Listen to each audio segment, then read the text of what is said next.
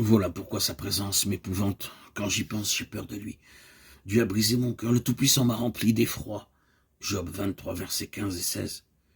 Ces paroles peuvent sembler étranges après ce que Job vient de dire, mais dans l'expérience, elles sont facilement comprises, les hauts et les bas de la foi. Job connaît Dieu comme celui qui ne change pas, celui en qui il n'y a ni variation ni ombre de changement. Ce que l'Éternel a résolu en son cœur pour Job, pensée de bénédiction, il l'accomplira. L'homme extérieur, ce corps périssable, a été brisé jusqu'aux limites extrêmes de ce qu'il peut endurer.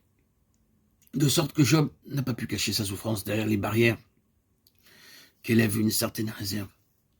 Il a connu l'humiliation jusqu'à implorer la pitié d'amis qui le croient coupable. Il a pleuré comme un enfant. Il sait que Dieu l'a mis dans la fournaise pour le purifier comme l'or et que l'épreuve du temps présent est en vue de bénédictions futures.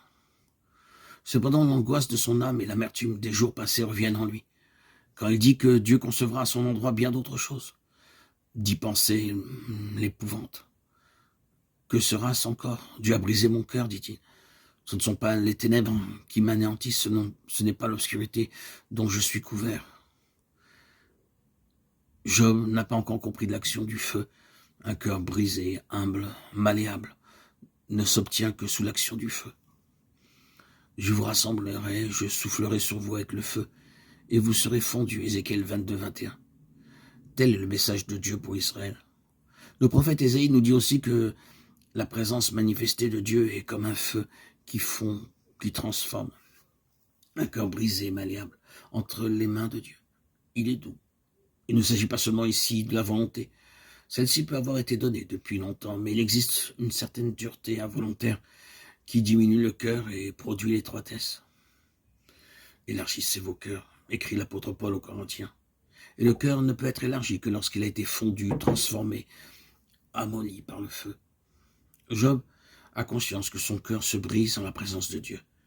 Mais il sait aussi qu'il ne redoute plus les épaisses ténèbres par lesquelles Dieu le fait passer. Il ne s'explique pas, cependant, l'expérience qu'il est amené à faire, et il sent que son cœur défaille.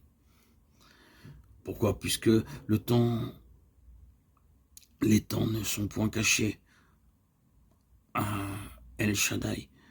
Pourquoi ceux qui le connaissent ne discernent-ils pas ses jours? Chapitre 24, verset 1.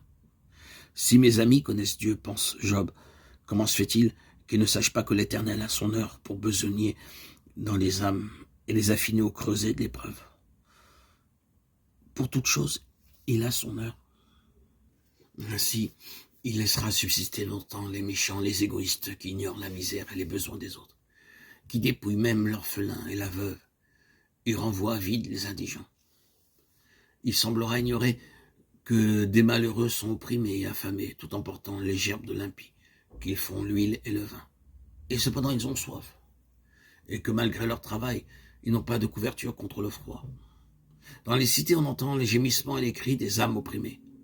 Dieu, semble-t-il, ne prend pas garde à ces infamies, car l'heure de l'action n'est pas encore là. Son temps n'est point venu.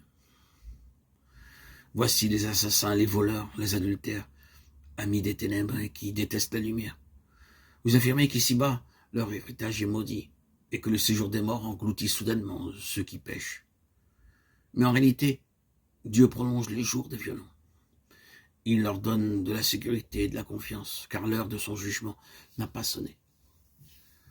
Cependant, elle viendra. Alors, en un instant, les méchants ne sont plus. Ils sont retranchés comme la tête des épis. N'en est-il pas ainsi, Eliphaz? Dieu n'a-t-il pas un temps réserve pour toute chose? Et ceux qui le connaissent devraient aussi discerner ses jours.